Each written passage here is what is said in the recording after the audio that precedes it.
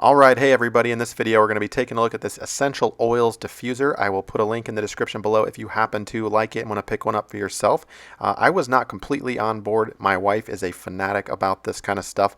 We bought it about 6-7 months ago and really love it. You can see I've got it plugged into a remote control outlet there, so it allows me to turn the unit on and off with a remote as opposed to pressing the buttons manually.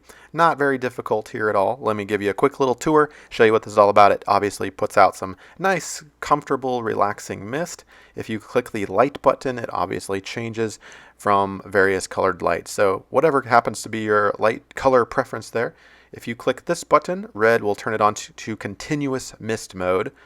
And if you click it to the green button, it basically does 30-second bursts. So it essentially doubles your time and how long the mist is coming out. So here's my remote system.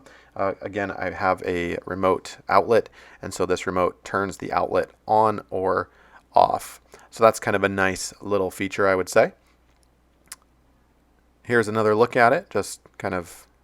Now we do have a plate underneath it just in case any water spilling. Not essential, but something that we decided we want to do. We also have a couple of kids running around, so we don't want them banging into it and whatnot. So here is the cap removed. You obviously fill it up with water and drop in a couple of drops of your preferred essential oil. It has a max fill line, obviously, and it basically bubbles up like this.